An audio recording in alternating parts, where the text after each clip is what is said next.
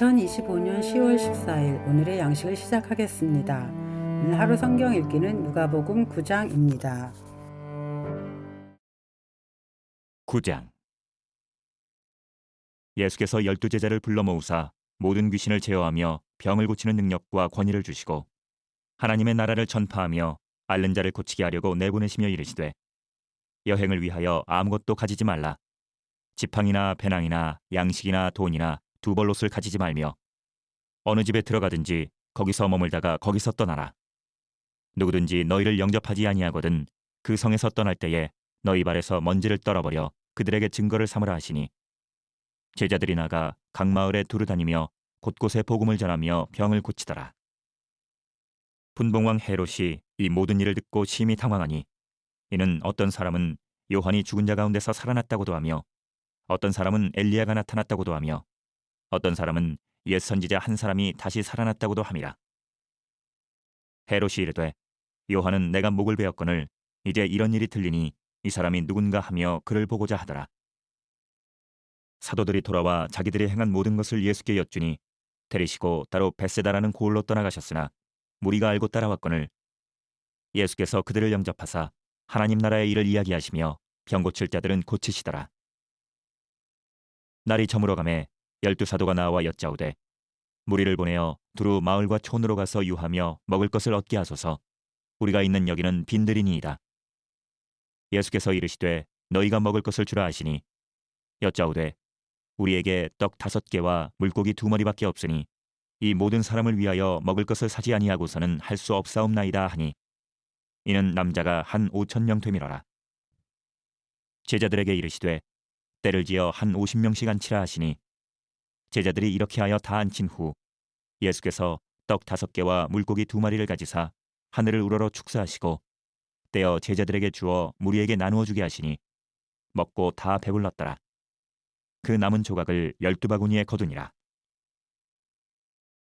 예수께서 따로 기도하실 때에 제자들이 주와 함께 있더니 물어 이르시되 무리가 나를 누구라고 하느냐? 대답하여 이르되 세례 요한이라 하고 더러는 엘리야라 더러는 옛 선지자 중에 한 사람이 살아났다 하나이다.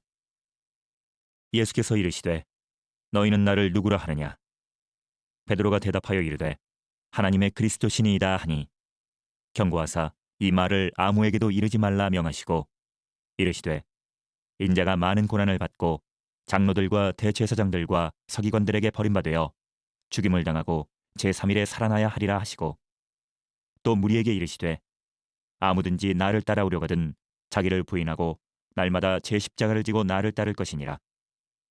누구든지 제 목숨을 구원하고자 하면 잃을 것이요 누구든지 나를 위하여 제 목숨을 잃으면 구원하리라. 사람이 만일 온 천하를 얻고도 자기를 잃든지 빼앗기든지 하면 무엇이 유익하리요? 누구든지 나와 내 말을 부끄러워하면 인자도 자기와 아버지와 거룩한 천사들의 영광으로 올 때에 그 사람을 부끄러워하리라. 내가 참으로 너희에게 이르노니 여기 서 있는 사람 중에 죽기 전에 하나님의 나라를 볼 자들도 있느니라. 이 말씀을 하신 후 8일쯤 되어 예수께서 베드로와 요한과 야고보를 데리고 기도하시러 산에 올라가사 기도하실 때에 용모가 변화되고 그 옷이 휘어져 광채가 나더라. 문득 두 사람이 예수와 함께 말하니 이는 모세와 엘리야라.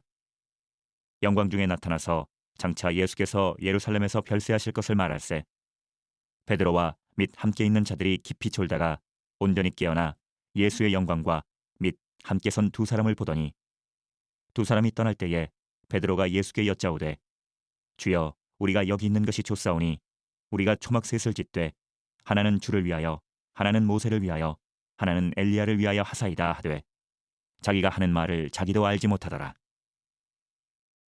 이 말 할 즈음에 구름이 와서 그들을 덮는지라. 구름 속으로 들어갈 때에 그들이 무서워하더니 구름 속에서 소리가 나서 이르되 이는 나의 아들 곧 택함을 받은 자니 너희는 그의 말을 들으라 하고 소리가 그침에 오직 예수만 보이더라. 제자들이 잠잠하여 그 본 것을 무엇이든지 그때에는 아무에게도 이르지 아니하니라. 이튿날 산에서 내려오시니 큰 무리가 맞을세 무리 중에 한 사람이 소리질러 이르되 선생님 청컨대 내 아들을 돌보아 주옵소서. 이는 내 외아들이니이다. 귀신이 그를 잡아 갑자기 부르짖게 하고 병년을 일으켜 거품을 흘리게 하며 몹시 상하게 하고야 겨우 떠나가나이다. 당신의 제자들에게 내쫓아 주기를 구하였으나 그들이 능히 못하더이다. 예수께서 대답하여 이르시되 믿음이 없고 패역한 세대여, 내가 얼마나 너희와 함께 있으며 너희에게 참으리요. 내 아들을 이리로 데리고 오라 하시니 올 때에 귀신이 그를 거꾸로 뜨리고 심한 경련을 일으키게 하는지라. 예수께서 더러운 귀신을 꾸짖으시고 아이를 낳게 하사 그 아버지에게 도로 주시니 사람들이 다 하나님의 위엄에 놀라니라. 그들이 다 그 행하시는 모든 일을 놀랍게 여길세 예수께서 제자들에게 이르시되 이 말을 너희 귀에 담아두라. 인자가 장차 사람들의 손에 넘겨지리라 하시되 그들이 이 말씀을 알지 못하니 이는 그들로 깨닫지 못하게 숨긴 바 되었음이라. 또 그들은 이 말씀을 묻기도 두려워하더라. 제자 중에서 누가 크냐 하는 변론이 일어나니 예수께서 그 마음에 변론하는 것을 아시고 어린아이 하나를 데려다가 자기 곁에 세우시고 그들에게 이르시되 누구든지 내 이름으로 이런 어린아이를 영접하면 곧 나를 영접함이요 또 누구든지 나를 영접하면 곧 나를 보내신 이를 영접함이라. 너희 모든 사람 중에 가장 작은 그가 큰 자니라. 요한이 여짜오되 주여, 어떤 사람이 주의 이름으로 귀신을 내쫓는 것을 우리가 보고 우리와 함께 따르지 아니하므로 금하였나이다.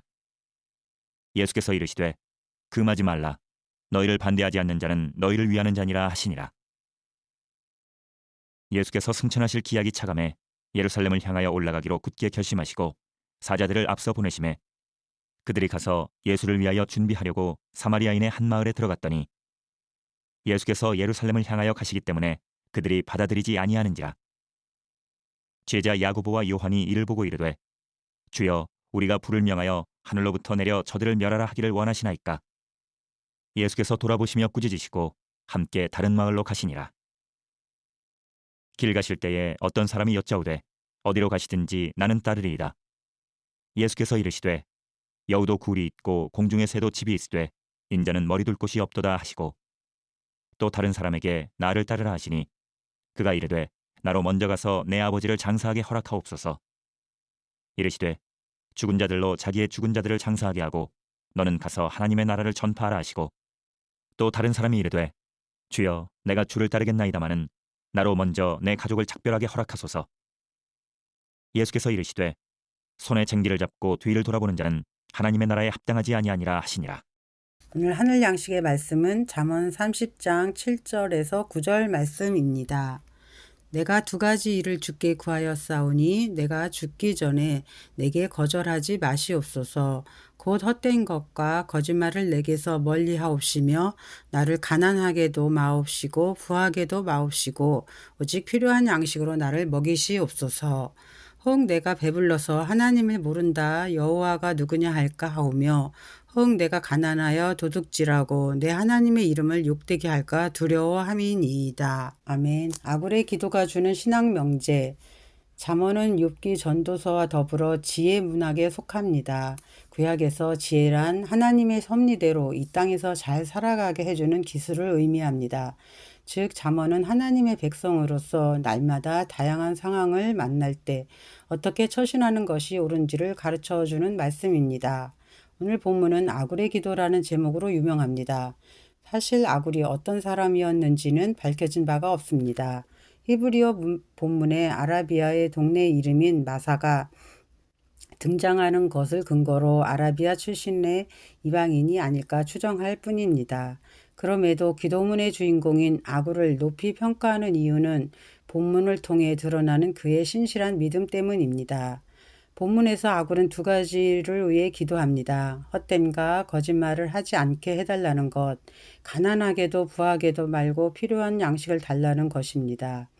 헛됨은 허영심에서 오는 내면의 공허감을 의미하고 거짓은 악한 의도로 남을 속이려 하는 기만적인 행위를 의미합니다.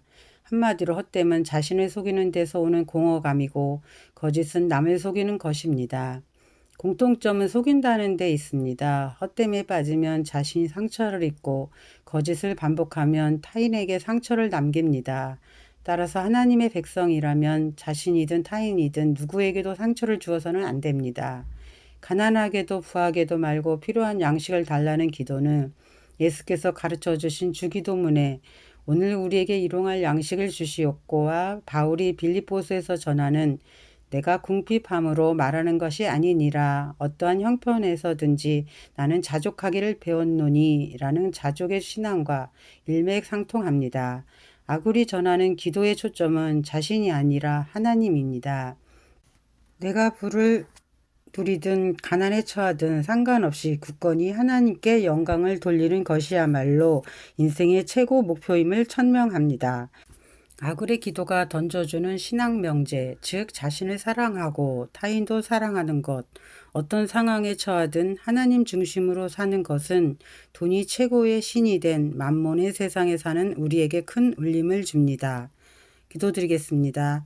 사랑의 하나님, 욕심을 채우기 위해 기도했던 우리를 용서하옵소서. 이제 그리스도인으로서 바르게 살고픈 마음으로 기도하게 하옵소서.